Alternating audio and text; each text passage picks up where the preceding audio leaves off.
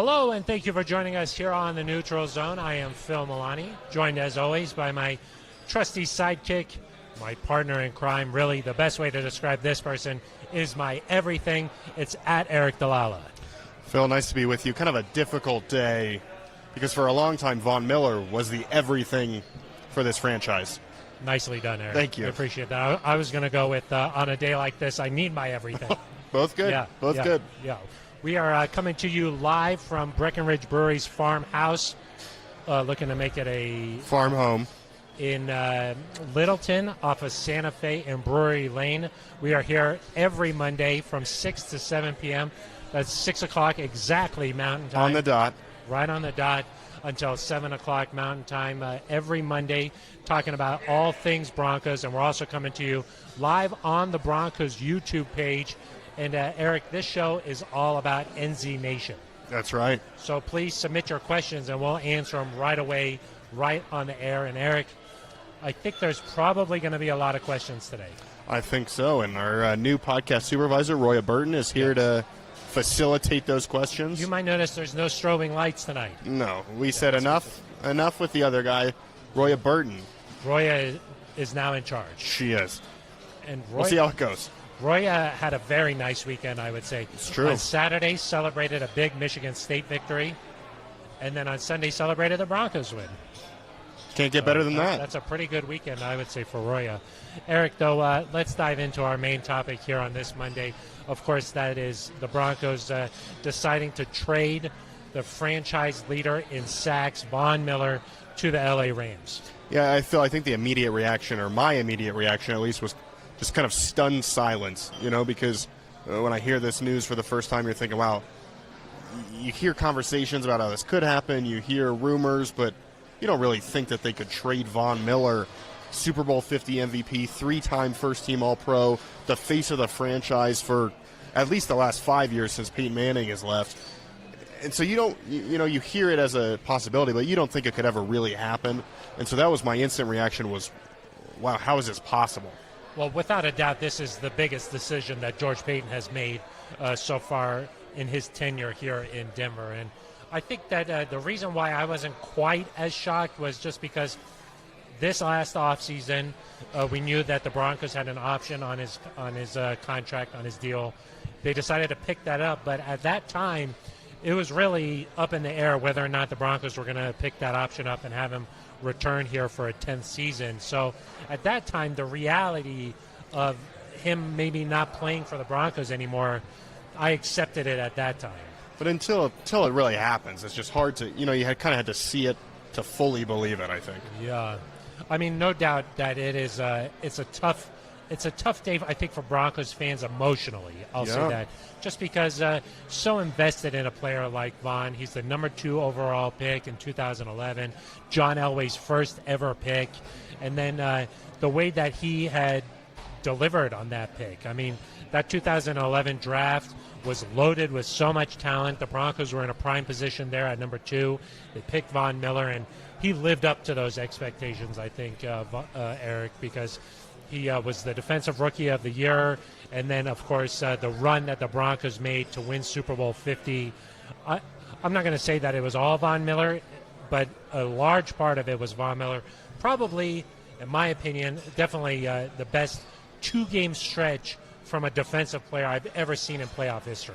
Yeah, and, I think there's no doubt that, or maybe in my mind at least, that he's the best defensive player in Broncos history. For what he accomplished in the postseason. Like you said, a lot of expectations on Von Miller when he got to Denver. He lived up to all of them, I think, and had to overcome some adversity. I mean, 2013 was not an easy season.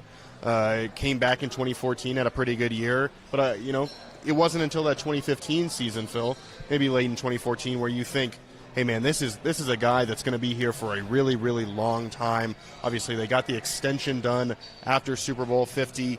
He was the Vonster. I mean, part of it, Phil, is just how he played. So much energy, loved the fans, would throw the ball back and forth into the crowd during warm-ups, his sack dances. I mean, so much more than just a great player. It was kind of how he did it. Yeah, most definitely. I mean, his personality is so unique. I think back to the very first time that I met Von Miller.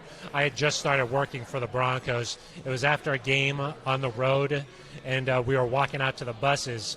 I'm pretty sure he was wearing a cowboy hat, and he looked at me and he was like, "Howdy," and I was like, "Did Von just say howdy to me?" I was like, first of all, like, how does he even know who I am? I just started, and he said howdy. But the thing that I was like, what's going on with him? The thing about it, though, was it was authentic. It was who Von was. The crazy hats, the crazy shoes, the flair that he had. That's all a big part of his personality. And even I was thinking about just even a couple of weeks ago, Eric, you and me were in the cafeteria at the facility, and he yelled my name. He was like, "Phil." And then he looked back down and pretended like he didn't do that. And I was like looking around like, who just called my name? And he was like, "Phil." And then I looked around again and he went back down. And I was like, I know that's you, Von, because that's like the kind of person Von was, or is. He did not die. No. So, and he did not retire. So don't want to use the past tense here, but that's who Von is. And I think that he'll always be a part of Broncos country. He'll always be a part of this community here. And, it'll just be really hard to see him in that Rams uniform. I saw a couple of Photoshops already today, and I was like, I don't like this. Yeah, I mean, it'll be hard to see, and we'll have to see what happens after this year because, of course, his contract's expiring. Does he stay in L.A.? Does he go somewhere else? So it doesn't sound like he's anywhere close to being done playing. But, Phil, what I'll remember, first there's just the great games that I got to see. The second ever game that I covered the team was against the Colts in 2016 where he strip sacks Andrew Luck to seal the game, and you're like, wow, this guy. And I watched that I'd come down from the press box. I was watching that play from the field, and you're like up close. From man. the cozy environment. Exactly. I went down to the raw field environment. Yeah, and you saw it with your own two eyes. And I thought, wow, this guy is just on a different level. I mean, I don't think their right tackle touched him on that play, and there's been a ton of plays since then. Season opener against Seattle in 2018, he just absolutely dominated. He says they're going to go kick some ass in Arizona. Yes. He dominates that game. I mean, over the years, he's just had some really memorable performances. And then is just a nice guy off the field, or at least in the facility, is the type of guy that'll say hello to you. He always talks about the organization being, John Elway down to Alfredo, the former chef in the kitchen. I mean, that's just the type of guy that Von was. Recognized everybody who played a role. And the press conferences, Phil, just you never knew what he was going to say. He was either at peace or he was going to say he was going to kill an opposing tackle. Or this season in particular, he had been saying some very interesting things. He would talk about Kobe Bryant. He would talk about with great power comes great responsibility. Tim Tebow, Champ Bailey, all the legends that he would repeat. I mean, Von Miller, just quite the player to cover. This is probably the biggest compliment. There's nobody quite like Von Miller. Yeah, and even the way he played football, I think, Eric, one of the things that made Von unique was that he did things that other people just simply cannot do. The way he got off the ball and the way that he bent so low to the turf and got around the corner there, those are things that just, no matter what, you can't teach a person that. And I think that those were things that Von just did naturally.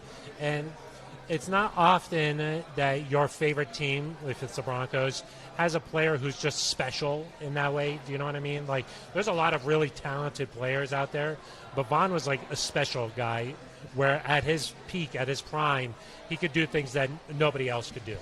Yeah, I mean, he was never won Defensive Player of the Year, which is maybe the one regret that he had. Was one vote short when Khalil Mack in 2016. Yeah. But, I mean, you watch Von, and you just knew this is the best player, defensive player in the league, or the best player at his position. And there were, over the last few years, I think I appreciated it more, where you're watching a Hall of Famer, and you know that you're. Like right now, there's some guys that are young in their careers with the Broncos. Who knows what will happen with some of these guys? But with Von, he'd done enough and continued to play at that level that you knew this guy is going to get a gold jacket at some point. And it's a guy that we've spent many years around. So whenever, Phil, if we're still here at the Breckenridge Brewery Farmhouse in Littleton, if we take a break and go to Canton for Von Miller's Hall of Fame induction, his enshrinement, that'll be a cool moment. Whenever that happens, I'm sure that Von would be happy to come out to the brewery and sit down for an episode, I think. I hope so. I really do. I think so, because that's the kind of guy he is. And, and we haven't even talked about the impact he made in the community here with Von's Of vision. course. I mean, helped so many kids get glasses. I would say he made wearing glasses cool. He gave you those. Exactly. No, but I wish he that probably would like that your would have been glasses. Cool. Vaughn was always complimentary of He was my style. a few weeks ago. Vaughn has these Yeezy slippers, Not a sandals. Sponsor. Not a sponsor. No. I wish. Very nice sandals, though. Would you call them sandals? They look like kind of like Crocs. Not a sponsor. Not a sponsor. I was going to say another type of Rubber shoe. rubbery type of sandal With holes in it, like that little maybe, trinkets. People in the medical field maybe wear often. And maybe if you're like a big alligator person, you wear them. You would wear those. But Vaughn has Alligator these shoes. different than a croc, though. I was trying not to Crocodile. say the word. Crocodile. I was trying not to give him more pub. Croc. Vaughn has these shoes that they retail for a lot of money. And Vaughn, I'm not sure a lot of people could pull them off, but Vaughn pulls them off. Yeah. And I said, Vaughn, you think Phil could wear those? He was like, heck yeah. Go nicely with a sweater vest. That would be nice. You and I, obviously, aficionados of the sweater. Yes. Sometimes it's a V-neck, sometimes it's a quarter zip. It just depends on the vibe. Yeah. Phil, was it the right move then? Okay, so you want to get into the football but- part of it now. Phil, We talked a little bit about the You're emotional the side of it. emotional guy. I'm Yeah, the we talked about the logical emotional guy. side. I'm the stats Okay, guy. I have a lot of You had thoughts on this. had your turn. And we are getting some questions here, so we'll get Oh, those okay. in just a second here. But the football part of this decision, I'll say this. When you talk about this Broncos team and the core of this team, most of the core, I would say, are in their somewhere in between their third and sixth year Who's in the core? NFL. Who's the core? Tell the people I would who say the core all the is. way from like Justin Simmons. Okay, Justin Simmons, on core the high guy. end. Okay. I would say. And He's a Simmons core is right guy. in his sixth year. Yep. And then on the lower end, I would say like Jerry Jeudy. Okay. Somewhere in between Give there, me some those more are the core core guys. Give me like some more Cortland Sutton, Cortland I Sutton. would say. Bradley Chubb, Okay. I would say right now is a Yeah. core player. Tim Patrick maybe is, where it could be in Good that player. mix I don't know if there. he's a core player. He's been a very dependable player so far. I would think that the Broncos would like to make him a part of the future. I would say the But core I'd say- players: Justin Simmons, Cortland Sutton, Bradley Chubb, Jerry Jeudy, Pat Surtain. Surtain, of course, yeah. I Those would are say the core yes. guys. Okay, fine, yes. But I would say wanna get it that out there. Other than Surtain and Javante, not really relying on a ton of rookies right now. I guess Barron played quite a bit. Jonathan the other Cooper day. played. But I would Get say back to your- the core, anyway, Get back on is the in highway. that range. Okay, Yeah. I would say in that mix there. Vaughn is the outsider in that range. I mean, Yeah. he's the veteran, the older guy. Him and like Kareem Jackson are like those two that were like outside of that range. And so when you're talking about when is this team going to be making a serious push here in the future, I think a lot of people maybe thought that they could have pushed for the playoffs this year. They still can. Still definitely can get into that mix. But when you're talking about actually contending, I'm not sure if Vaughn was ever really a part of that core situation where he's going to be in that mix for when the Broncos are back contending. So that was one thing. I think on the flip side of that, pass rushers can have this sort of second life in the NFL where maybe if they're starting to lose a step, I'm not saying Vaughn is, but I'm saying just in general, a pass rusher, they can have this second life like a DeMarcus Ware where you come in, you primarily play passing downs, third downs, and you can come in and have a big impact on a team. You could be that veteran, that leader, you can get the sacks and still have a big role on a contending team. And so I think the Rams probably feel like he could definitely do that and maybe still can be an every down guy here for the foreseeable future, but they think maybe long-term Vaughn can have that career. And for the Broncos, you think, okay, can we get some assets in return here and start planning for the future? The Rams give the second and a third. You feel good about that package. So it made sense for both sides for me. Yeah, it's an emotional thing. Let's talk about the facts. Yeah. Which you did. You're getting a second and a third, probably a low second and a low third because the Rams are good. You would have gotten a fifth-round conditional pick, maybe, if Vaughn left in free agency next year. Yeah. And you buy out some of the contract reportedly, so essentially paying for a couple of these picks, which we've seen teams do from time to time. Maybe you're getting the third in exchange and you're paying for the second. Exactly, something like that. that to me is good value for a guy that could walk away after the season. Yeah. The other things that stand out to me, first off, is that when I would be, you can't go back, but say this team beat the Raiders or beat Cleveland and you're sitting at 5-3 or instead of 4-4, I'd be interested to know what the kind of the range was for making this decision, because it is interesting that it came after a win. But I think you have to, when you look at this team, you mentioned the playoffs are not out of the question. You can still the AFC is really muddy. I think 9 wins could get you in. So you're still in that range.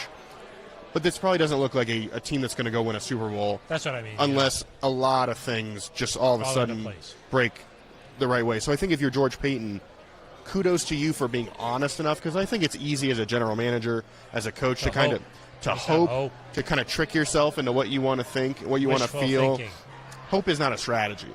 Hope is not a strategy. I like that George Payton can look at that game yesterday, see a win, but realize we need to still make some improvements to get to where we want to go and be okay with this trade.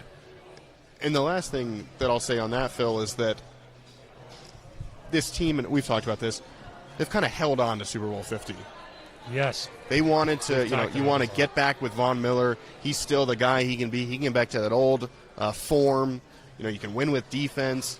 And not to say that they won't still try to win with defense this year, but I think there's something, since 2016, there hasn't been a true restart. Yes, it feels like this is the official turning of the page. This is the in some ways the actual start of the George Payton era, where you are changing gears. This is a big move. You're turning to this young core of players. But to me, Phil, it's the right move, not the easy move, but the right one. When you're a general manager, you have to make very tough decisions, okay? And I think that ultimately, no matter what you think, George Payton's job is to make moves that help this franchise win football games. Yeah. And you have to remove the emotional side of it out. That can't be a part of the equation. And I think that, like you mentioned, you don't know if Von is going to be back next year. He's on an expiring contract right now. And so the Rams are obviously in a position where they don't care that he's on an expiring deal. They're going all in for the Super Bowl this year. So they're willing to risk that and say, we'll give up a second and a third, and it might just be for 7 games here. Well, in their mind, they think we've got an offense that can get you a lead, so that helps Von Miller. We've got Aaron Donald, so that helps Von Miller. We've got Jalen Ramsey, so that helps. I mean, they've got the pieces in place. Yeah. Von might be the 3rd best player on their defense. Yeah. And so when you can add a guy of that caliber and say, hey, he's the 3rd best player, yes, that's really good for them. They're obviously going for it, okay? Yes. And so they're willing to part ways with a second and a third. Yeah. Now, from the Broncos' perspective, we now have some options, I think, if you're talking about from the Broncos' perspective here. George Payton has repeatedly said that you build the core, the foundation of the team through the draft. Yep. So this gives the Broncos 2 starters, you would think, eventually, when you're talking about day 2 picks. Those guys should be starters. Okay? Or now they have some assets to make some moves. That's moving up in the draft to go get a guy, or maybe that's in free agency, or not free agency, but trade in the offseason. Now the Broncos have acquired a lot of assets here by making this move. And if you use the picks, I mean, you've got a lot of guys on expiring contracts. And so you might just need to use the picks to get good players. And, NFL teams tend to win when you've got a lot of guys on rookie deals. That's that's the way to win, especially if it's a quarterback. Yes. And so, this quarterback class, from what we've heard so far, not quite as strong. There's going to be one of those guys. Some guys who always come up and you say, this guy's much better than we thought. Well, didn't know about this guy. Yeah, and even if they're not school guy, even if they're not drafted highly, it's still possible that they turn out to be a good player. Like you mentioned, can trade for those pieces if you want to. But I think from another standpoint, how does this have an impact on, Week 8 in Dallas, Week 9 against the Eagles? Von had half a sack over the last 4 games. Von when he hasn't been able to play with a lead, it's not as effective. And so I think you look at guys like Malik Reed, who's played well. You look at this defense that played well against Washington and held its own. You want to get more reps for Jonathan Cooper. Stephen Weatherly had a sack, who you just traded for. I think you probably – and Bradley Chubb is coming back. Yes. We think maybe Philadelphia, maybe the Chargers, somewhere in that range. That's going to be an asset. I think it clears up the future because we talked about before, do you re-sign Von Miller or Bradley Chubb? Because you're probably not doing both. Now if Bradley plays well, you've got a clear direction there. So lots of things in that area, but I think it makes sense for this year's team as well because and in the long run, Phil, we talked about this as we were leaving UCL Training Center. Von's been a great pass rusher. He's been one of the best players in the league for a long time, and it hasn't mattered because you need a quarterback and you need an offense. And so if this helps the Broncos eventually get there, it's worth kind of the difficulty that this day brings. Yeah, exactly. And I think that we just answered a couple of questions here. John Prasad says, how much faith does George Payne have in Bradley Chubb? I think that this is saying we're hoping Bradley Chubb comes back and is able to play at a pretty high level. Mark asked, can we forecast who we think the Broncos will take with their new second and third picks? I think that we kind of addressed that. Not sure like what positions or anything like that yet, but definitely gives the Broncos some options here. But Eric, to your point there, I don't want to dog on Von a little bit here, but what I will say is when players start to get toward their 10th season, say, or like above that, when they're getting a little bit older, what often happens with these guys is in the off season they feel great. They feel energized, they're ready to go, and they're excited about the season. They feel like they can still play at a really high level. The first couple of games of the season, they play at that high level because they're feeling good.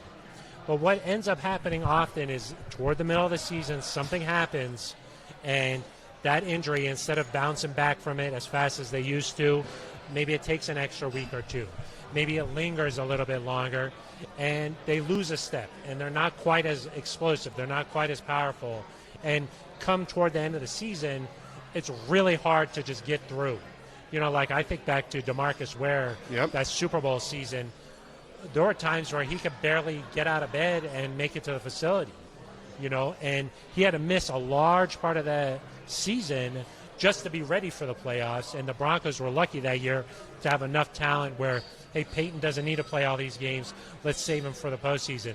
DeMarcus doesn't need to play all these games. Let's save him for the postseason. I think that maybe Von is starting to head into that category where when an injury happens, it takes a little bit longer to come back, and maybe he's not quite the same player. And then to your second point there about a pass rusher, I think that you have to have a pass rusher to win it all. You have to be able to generate a pass rush. But just having a pass rush doesn't equal wins. And I think that we've seen that where the Broncos have had pretty good defenses the last couple of years here. But unless you have that guy who has the ball in his hand every play in the quarterback, it just doesn't matter. It doesn't matter how good you are on defense. You've got to be able to score points in this league. And, of course, the Broncos won the Super Bowl by defense. But that offense was good enough to get the job done. I mean, they did enough to win games. And the threat of Peyton Manning alone was enough to keep defenses honest that year. I think that the Broncos ultimately just need to have an answer at quarterback. And one of the things I look to is like the Green Bay Packers. Last Thursday, they're going on the road. They're facing an undefeated Arizona team. They're down their two best wide receivers. And guess what? It just doesn't matter because Aaron Rodgers is there, and he's making things happen, and he wins games. And when you have a guy like that, you're going to be in every single game, and you're going to win a lot of games you shouldn't have won. It cleans up a lot of other problems. And, yeah, if you want to win it all, you need that pass rush. You need a Von Miller. But having just a Von Miller isn't good enough. Yeah. That's hard to swallow. But I think that as difficult as this day is, if you're someone who, and we felt this way at times too, Phil, if you're someone that isn't happy with the way the last 6 years have gone, if you're not happy with kind of this rut that it seems like they're stuck in, this playing the same way year after year, not being able to get enough points on offense, not being able to avoid losing streaks, well, you need to try something radically different. It can't just be different. It has to be very different. And to me, this shows George Payton is not afraid of making the big move that it takes to get out of this rut. And if, say you take this second and third round pick and next year you package it to go get a quarterback and that guy, gets you out of this, well, then this move looks genius. But either way, I think it's the right move because you're taking the chance that you need to take to get out of this. Because clearly, Von's a great player. Von could have gotten to 10 sacks this season if healthy, could still make a Pro Bowl because, he's got that name value. But I don't know if keeping Von for the rest of this season long-term gets you out of this kind of cycle that you've been in. Whereas trading Von and getting picks, it not only helps you, but to me it shows a commitment of, hey, we're willing to make tough decisions. We're willing to try something different. And that shows to me this offseason, nothing's off the table that George Payton is going to go find a way to improve this football team. And so that should encourage you if you're a Broncos fan, in my mind. But also, I think, take some of that sadness of Von leaving and realize they're trying to get this thing fixed, and tough decisions are part of that. Yeah, you got to make hard decisions, and no doubt that this was a really difficult decision. I mean, saying goodbye to Von, I know that his teammates, they responded on social media like, whoa, I can't believe that Von's not going to be around here anymore. And Eric, you and I talked to John Elway here on our way out of the building today, and he said, when a decision like this is made, it's not just one person making this decision. The whole organization gets behind that. We heard Vic Fangio say earlier today that he trusts George Payton. He's all behind whatever George Payton feels like is the best thing for this football team. My question to you, Eric, though, is what do you say to the guys who are on this year's football team? They're 4-4. While they've beaten 4 teams that aren't in the upper echelon by any stretch in the NFL, they're still 4-4. And winning games is hard in this league. And, what do you say to them for the rest of the season here? Does this feel like a white flag to you, or does it feel like, hey, this was a move we needed to make, but you know what, some other younger guys are playing well enough where we think we can still get by this year? I mean, I think if you're a coach, you say, look at what you guys did last week without Von Miller. You say, look at some of the plays that Malik Reed's made. Look at some of the plays that Draymond Jones has made. Look at some of the plays that Jonathan Cooper has been close to making. And so if you're a coach, you kind of say, hey, you show them their own footage. You say, this is what you can do. We can be a good football team without Von. We made some things happen in 2020 defensively. We were the #1 red zone defense without Von. And so I think that's part of it. And then I think a lot of it has to be player-driven, Phil. Yeah. Because I think if you're steps up and I think if you're Teddy Bridgewater, I think if you're Justin Simmons, Kareem Jackson, and I mean any of those guys, Cortland Sutton, the rest of the captains that are left, they need to say, listen, the outside world thinks we're waving the white flag, that without Von, we got no chance. I mean, the line for the Dallas game moved 3 or 4 points today. Part of that is because Dak is supposed to play again, but it jumped again after the Von news. There's a lot of people that just say, hey, the Broncos are mailing it in for 2021. If you're a player who's either playing for a contract or you're a young player looking to prove you can be a starter in this league, a contributor in this league, or if you're, anybody else that has something to prove, which everybody does in some way or another, you got to take that personally and say, hey, Von's a great player. He was a great friend, good teammate. But we can still play some football. We can still win some games. You got to take that personally, Phil, I think, because if you just listen to the outside noise that you're waving the white flag on the season, you are going to lose games. But if you have the attitude of, hey, we've won without Von before, we can continue to win without Von, you'll be okay. It'll be interesting to me, Eric, because one thing we heard from Von last week was he was like, I've won in this league, and some of these other guys haven't won, and so they need to hear it from me. I would say now that guy on defense who's the major voice has to be Justin Simmons. I mean, Bradley Chubb is injured. Maybe when he gets back in the mix, he can be that guy. But right now, on the field and in that locker room, it's Justin Simmons on the defensive side of the ball. Well, and you need guys that, I want to phrase this delicately, but Justin Simmons and Bradley Chubb in particular, the effort has always really impressed me. Yeah. And I think that can be, you're young. There's a lot of guys on this team that are, like you mentioned before, season 6 or lower. There's a lot of young guys that they want to taste success in the NFL. Rely on that, and I think kind of like when Chris Harris and Emmanuel Sanders left, there was an area for maybe some of those younger guys to step up and kind of change the tone of the locker room. Yeah. The same can be true with Von Miller leaving, because Von Miller's great teammate, great leader, but certainly I'm sure everyone defers to Von Miller. And so now it's kind of like, okay, well, you just signed Justin Simmons to a huge deal. You've got to talk about signing Bradley Chubb and Cortland Sutton to deals. So those are the guys you want, I think, at this point to be the leaders of your locker room. Yeah. This is their chance to really do that and show what they're made of. And the rest of the season's not going to be easy. I mean, with or without Von Miller, going to Dallas is a tremendously difficult task. So I don't think if you lose this weekend that you can go and say, well, this shows that the season's over. This is going to be a battle right to the end. I mean, you could be like, you could be 7-7. Yep. You could be in need of a win on the final day of the season to get in the playoffs. Like, this is going to take some time. They just got to battle and stay in it. And I hope that, having some of these young guys can help that. Yeah, maybe some youthful energy.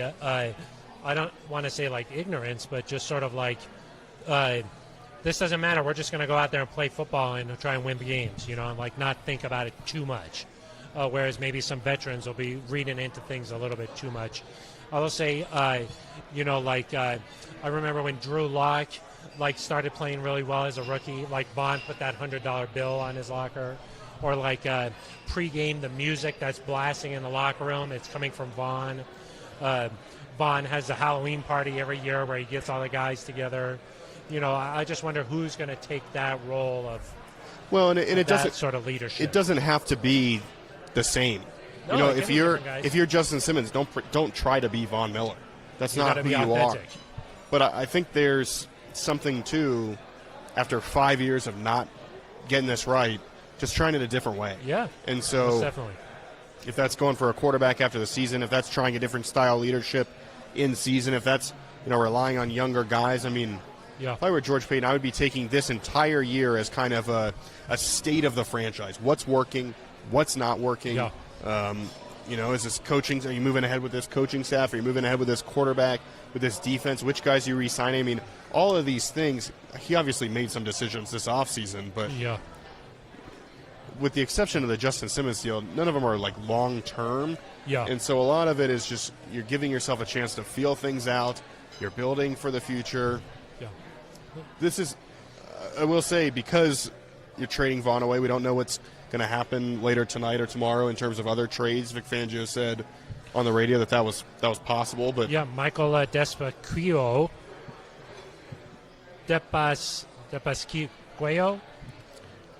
Michael Di Pasquale, I think, but 2 L's is a ye. I think. I don't know. He just wants. He says, "You think there'll be any more trades?" Yeah, I don't know. I mean, I think Kyle Fuller's a guy who's not played a lot. Yeah. But obviously Bryce Callahan being hurt could impact that maybe. I mean, Nate Hairston went in after Bryce Callahan got hurt, so Fuller wasn't even on the field then. Yeah. So we'll have to see. But it'll just be what I'm looking for is with more trades, I think, Phil, you send the message that, we are really punting to next year. Yeah. We're tearing this thing down to the studs. We're going to rebuild from the beginning. And I know that's frustrating. It's just Vaughn. I know that's frustrating because you've tried like 5 times over the last 5 years. But really, in my mind, there's only been one true attempt at a rebuild, which was 2018. You got Chubb and you got Sutton. And then 2019, you got Drew. And that was like the first crack at it. Crack at a fresh start. Which was the right thing to do to get a quarterback. But even that year, it was Flacco to start. Well, but a veteran. Because one of the things I was going to say was with Vaughn there on the defensive side, there was this general feeling of, we got a pretty good defense. Let's just get a quarterback to come in, and if we get that going, then with the defense, we'll be able to win some games. That's the thinking from the front office there, and it was just a revolving door. It was Trevor Siemian, it was Case Keenum, it was Joe Flacco, it was Drew Lock, and I think now without Vaughn on that side, there isn't that pressure to be like, we need to try and do something right now to win while Vaughn's here. I mean, it was always sort of like a half-hearted rebuild. You were like, we got part of it in place. If we can just slap some, let's get Case Keenum in here. It's not a whole. You're not building the whole house. You're like, let's redo a bathroom and see if that works. And so, sometimes a bathroom really increases the value. And I mean, they swung at it with Drew because he played those final 5 games. He got all last year. Like that was an attempt, and it didn't work out. And whenever you don't hit on a quarterback, it always sets you back. But they might have to go back to the basics of being a team. I don't know. You want to go all the way to being the Jaguars or the Jets, but like the Bears, where they've got some decent players in decent pieces in place. There you go. And when you get a quarterback, it works. Yeah. Or Mac Jones in New England, for example. That to me is the type of team that Denver can look at and say, wow, New England had a decent team in place. They got a quarterback in the middle of the first round, and now they're right in the playoff hunt. Yeah. And New England's with like a young quarterback. Right. And, they're 4-4 too, but they've got some impressive wins. They just went out and beat the Chargers. They played Dallas tight. They played Tampa tight. So that's the kind of team I think you can look at and say, well, maybe that can be us. But this year, I think as long as it's just Von Miller, Phil, I think you can still sell that they're going after it this year, trying to get to the playoffs. Maybe not. Maybe you're acknowledging we're not a Super Bowl contender, but you might still say, hey, we can get to the playoffs. We can get that valuable experience and see what happens. Maybe you win a game or two. Yeah, of course. I mean, there's still 9 games to go.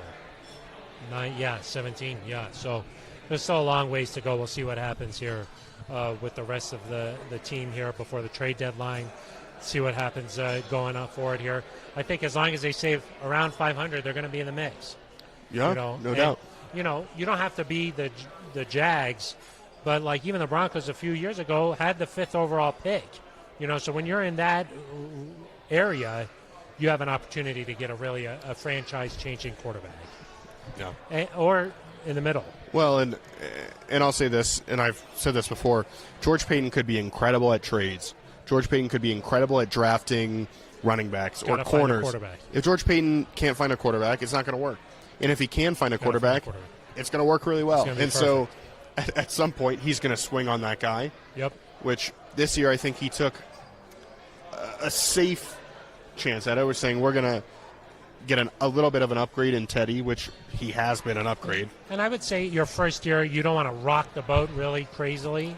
And he didn't know what he had in Drew Lock too, so you want to see what you had there. Give Drew a fair shake at it, So I think he handled that about as. Oh yeah, no, I'm not criticizing there. I just think that whether it's next year, and it probably will be next year. I think in some form or another, they're going to go after somebody, whether it's a rookie quarterback, somebody through a trade. I mean, unless Teddy lights it on fire the last 9 games here, I have a hard time believing that you're just going to come in with no competition. Yeah. And so George has some pieces to play with now. We know he likes draft picks. Yeah. They've got 5 in the top 100 now, so let's see what happens. Yeah, he's got a lot to play with here.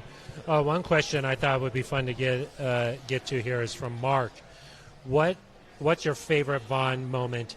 Any personal favorites? Well, I mean, obviously the outside of Super Bowl 50, because that doesn't really count. But it's a good question. I mean, I think one was that week ahead of Arizona where he came out to the media, like the box there where we do media. Yeah. And he just Vaughn comes out to podium sessions in different moods. Sometimes he's a little grumpy, sometimes he's like silly, sometimes he's just like kind of disinterested or bored or whatever. Sometimes he's just normal. This one he came out and he just like had an attitude. He had enough. And he was tired of it. Came out and was just like, we're going to go kick their ass. Yeah. You can tell him, like, write that. Tweet that out. Yeah. And then he did it. Yeah. And then as a reporter, does that catch you off guard, or what is that? I was like, as an R, I'm sorry. That means retweets. That means retweets. Yeah. That's the way your brain thinks. Yeah. Like, what's going to get retweets here? Got it. You like that. I do. Yeah. I would say, one game that often gets overlooked with Vaughn is from that 2013 season. His first game back was Sunday Night Football against the Patriots. The Broncos lose that game in overtime, but he probably played one of the best halves of football I've ever seen a football player play. Played football player play. Wordsmith. Very nice. I got a big catalog. But yeah, he like scooped up a fumble and returned it for a touchdown. He had sacks. I mean, he was all over the place. He sort of seemed to save his best for the big moments for Tom Brady. That's true. I mean, that AFC Championship in 2015, that was a special game, too, where, I think one of the things, when you're in the AFC Championship game, part of you is like, I just really want to make it to the big show, You get to go down to the Super Bowl for a week, and your organization is on worldwide display there. You just want to get a taste of that and make it to that moment.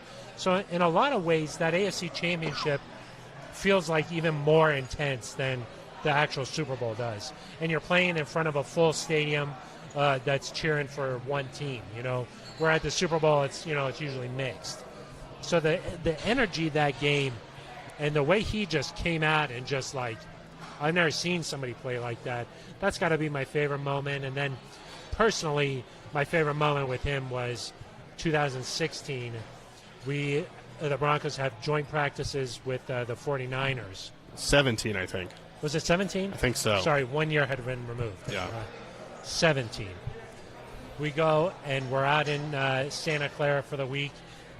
My brain started thinking, Eric. I was like, this is where the Broncos won Super Bowl 50. I wonder if Von would be interested in, like, walking through the field and, like, doing something. I asked him, and he said yes. And we just walked through, and he, like, relived some of his favorite moments. He told me, and I think that this was the first time it came out, that when he defended that long pass down the sideline, he jumped up to celebrate and actually hurt his knee. And he said that if that was a normal game, he probably would have come out of the game. It's a Super Bowl, Eric. Yeah. So he didn't come out of the game. Obviously, he goes on to win Super Bowl 50 MVP. And then the next morning, after a night of partying, a night of just, you don't go to sleep. I don't go to sleep. Von doesn't go to sleep. Everybody's just celebrating.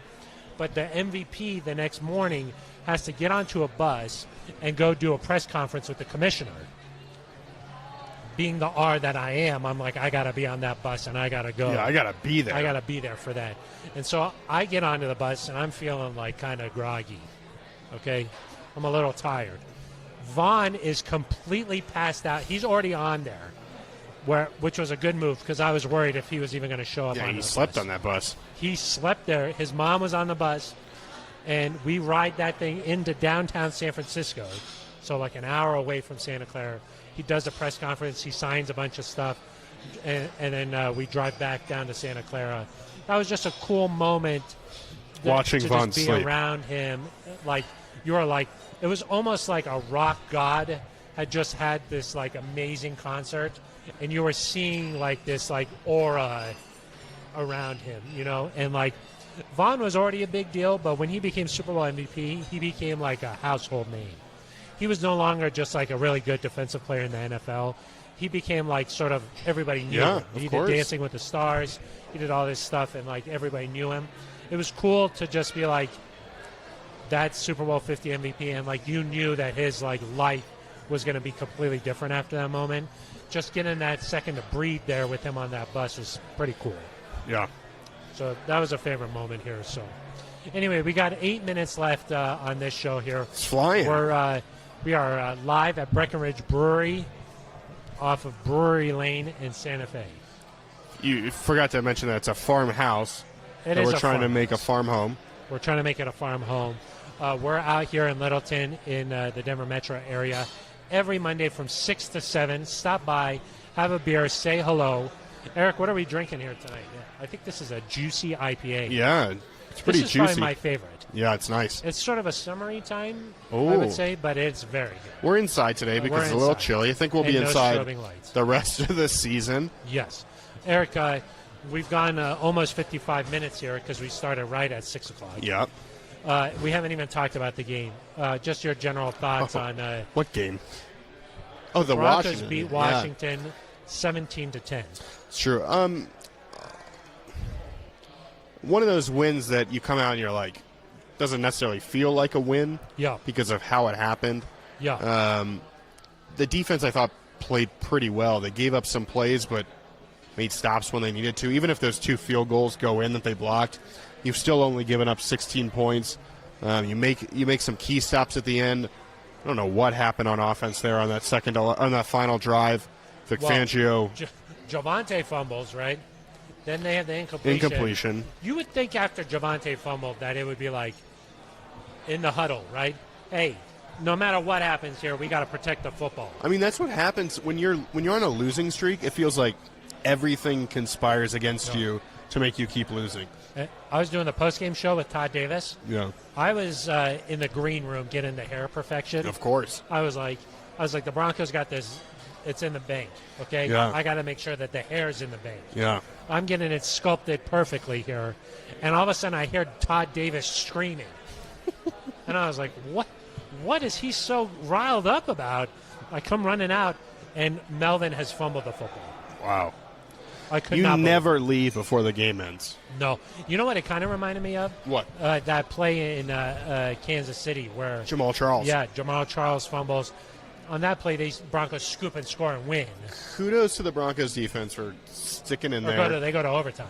Standing in there, getting another stop. That was impressive.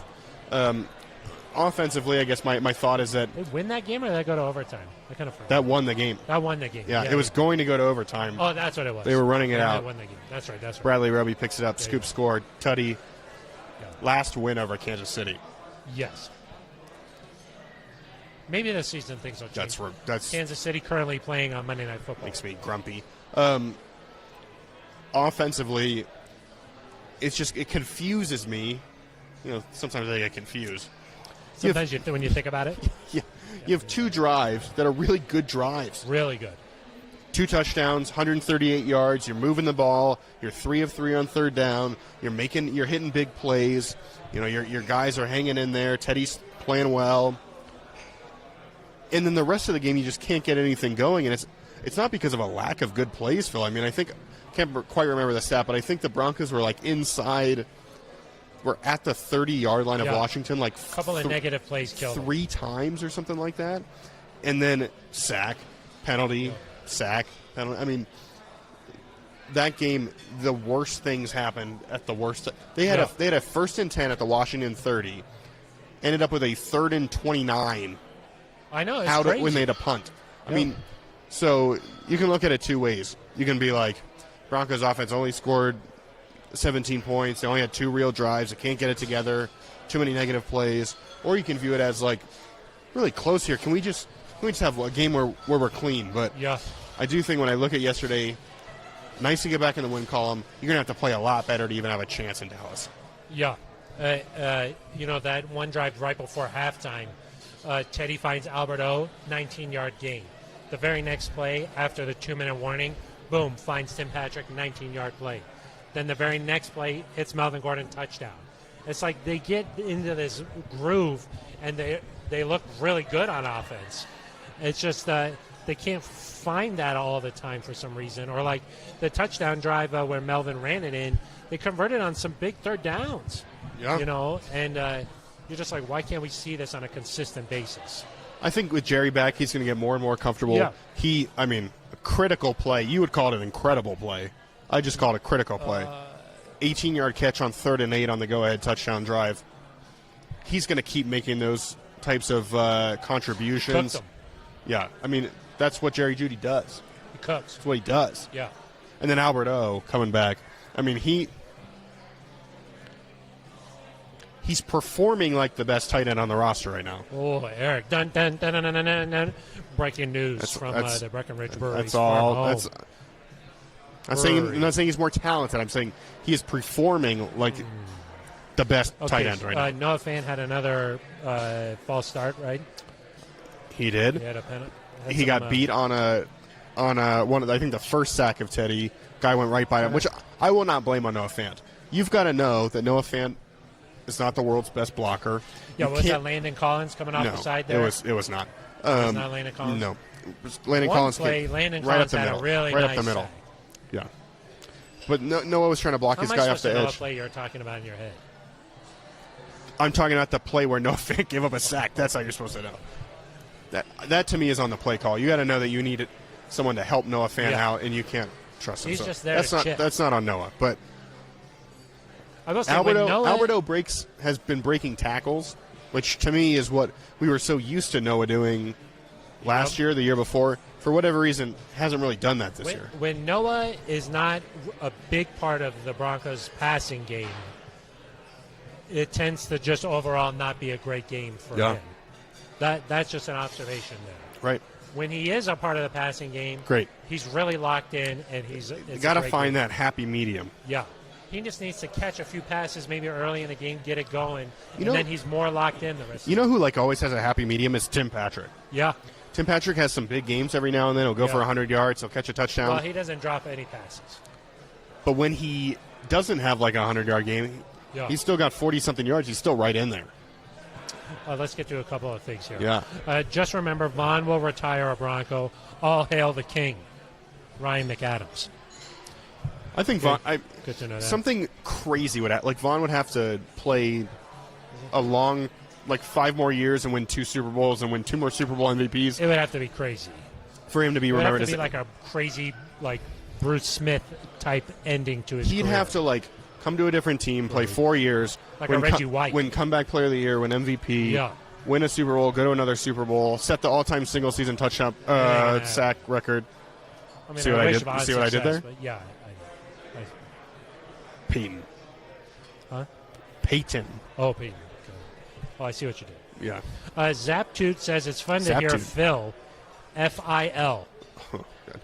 That is a fan of the neutral zone. No one has ever said that it's fun to hear Phil. Okay. Say brewery. How do you say that word, Eric? Brewery Lane. Brewery Lane. Yeah. It's Breckenridge Brewery. Farm Home. Farm Home. Yeah. Farm Home. And it's off of Santa Fe and Brewery Lane. Yep. The light is much better this week. Great job, coordinator. I think that's all Roya. Roya. Shout out to Roya. That's all Roya, I think. Dave says, I'm okay with the trade for Vaughn. He deserves another ring. I will say that's an interesting element. He element. did go to a very desirable location. So yeah. I think there's something to be said for that for Vaughn. You want to do right by the player. It's not like they shipped him to a bad team. No, I think that they did. Not that a bad team would trade for him.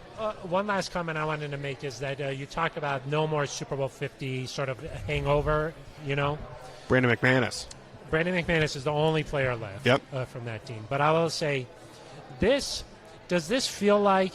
Okay, there's been there's been a lot of these types of days. I will say for Broncos country. Okay, when they said goodbye to Aqib Talib, they traded him to a contender. They helped him out. When they said goodbye to Demaryius Thomas, they sent him to Houston. Houston was making a run. Okay, it's a better comparison. When they said goodbye to Chris Harris Jr., yep, that was a day that felt like this. I remember the day that Emmanuel Sanders left. He was traded to a contender, and I remember him saying goodbye in the middle of practice to a bunch of guys. To me, this is you've got Demaryius and Chris tier 2, Vaughn tier 1, and Emmanuel and Aqib tier 3. Ooh, wow. Well, they came here. They didn't spend their whole career here. Yeah. Demaryius and Chris grew up here. Vaughn grew up here, and it's a little different. Yeah, I agree. But this does feel like sort of the end of that era of player. It is. Yeah. Eric, I think it's time to say goodbye. But before we do, I would be remiss to not mention our dear friend Tom Agnetti. He is, what would you say? He is a neutral zone super fan. Perhaps the biggest fan. He's probably the biggest fan. Him and his wife came out to the game from Delaware. Flew out, had a nice experience at the game. His wife is a Washington fan. Okay, he is a diehard Broncos fan. Broncos got the win. He's got a little bit of bragging rights. Yep. Okay, and then they extend their trip an extra day just to make it out here and be a part of the live audience here at Breckenridge Brewery, so that he could see how the neutral zone gets done in person, a little behind the scenes for him. And we just want to thank Tom and his wife for coming out. That's a true supporter of the show. And he's here. He's watching on YouTube while he's eating with his family. So that's pretty big time. So we appreciate that. Yeah. He was wearing the sticker, Eric. So that's pretty cool. I'll say this is the sticker. So just wanted to thank Tom and his wife. His wife puts up with a lot. She's the real hero, I think. Yeah, I think that she's the real hero. And now she's got to deal with the bragging rights because That's the last true. time the Broncos in Washington played, they went to that game in D.C. Case Keenum. No, I think it was Brock Osweiler. Oh, we talked about this. Yeah, Yeah, we already talked I'm wrong. about it. Yeah. Obviously, Washington won that game on Christmas Eve. She's had bragging rights. Now the tables have turned. That's right. And depending on how the schedule works out, it might not play for another 4 years. So Yeah. that's a lot of bragging rights for Tom. I think the only way it would have to be that new 17th game, right? Yes, where they would have to play the finish the same finisher in the NFC in their East. division. Yeah. And then the Broncos would, the AFC West would have to play the NFC East. But we don't. That's a would little take a lot advanced there. even for me. And I And love this schedule. You love the schedule, yeah. So I know we got a lot to get to there on this episode of the Neutral Zone. The Broncos got a big game coming up against Dallas. They do. And we'll Okay, talk about that on We'll Thursday. talk about that on Thursday. Hopefully, you'll be a part of that episode. If you'd like to be on that edition of the Neutral Zone, 707 Neutral. That's right. Just call, leave a voicemail, and I can see Tom and his wife over there. Yeah. 707 Neutral, leave a voicemail. You'll be a part of that episode. Okay? That's right. If you want to, you can leave an email. Leave an email, neutralzoneshow@gmail.com. We'll read it on the Thursday show. Also, If you request leave a your address, sticker if you we'll send an mail you a address. sticker. Yeah. We're a little backed up on the stickers. Yeah. We gotta We've get been some busy. out. We've done a lot of work today. Yeah, so we got to get those out. We'll get those out, we promise. Or you can hit us up on Twitter, at Eric Dalala, With an A. with an A. No more Vaughn quotes coming from that account. Kind of sad. At Phil Milani with a PH, non-traditional spellings. Right. F-I-L. F-I-L. So, or you could just, if you're watching on YouTube, go ahead and smash that subscribe button, leave a comment, and we read all the comments, That's right, we do. especially if it's about our sweaters or our hair. The two most important parts Right. of the Neutral Zone. Yeah. Yeah. It's a podcast about the Broncos, but it's really about hair. It's about and us. sweaters. Yeah. So, Phil, I will say before you close okay, it, yes, sir. we normally we do this after wins. We haven't had a win in a long time. Oh, yeah. We Cheers. do a cheers. Yeah. This one has to be, I think, to Vaughn. I think cheers to Vaughn. Cheers to Vaughn. Cheers to Vaughn. I'll drink to Vaughn. That Breckenridge beer tastes so delicious. Wow, I love it. If the Rams are in the Super Bowl, are you cheering for Vaughn and the Rams? I think so. They don't really have any villains that you don't like. Yeah. Jalen Ramsey is kind of a villain. That's true. But an NFC team, there's not that same sort of vitriol for them. Yeah. If Are you they would've the gone to, number a one different- team that you're rooting for this year, outside the Broncos? I don't really root for any other team, so. So yeah. Yes, I guess so. Yeah. Okay. I don't think I'll be rooting for them, but I root for Vaughn. Yeah. That's because I got a personal relationship there. I always root for my guys. That's right. Yeah, I root for my guys. Yeah. Okay, but Yeah. I work for the Broncos. Do you think I'll still get invited to the Pass Rush Summit? I can't believe I forgot about that. How many have you gone I've to? been to a lot of Pass Rush. Yeah. I think 3. One Yeah. in Branson, Missouri. You went to Missouri. Yeah, Missouri. I think you had a terrible. You were in an accident and you I had a had back injury. I drove through a cave with Vaughn in a golf cart. I mean, Yeah. did it in Vegas. I'll see Vaughn again. Before we go, Mark wants to know where's the barking dog. Mark, you silly guy. Eric? We're Yeah. inside. No dogs inside. No dogs inside. Yeah. Well, hopefully the dog's not outside right now, just waiting. I hope right. not. I hope not. It's pretty chilly. So, anyway, we'll be back on Thursday to break down the Broncos and Cowboys. Head into Jerry World. Big game coming up next Sunday. We'll have that on Thursday's episode. Until then, for Eric Dalala, I'm Phil Milani. You've been listening to The Neutral Zone.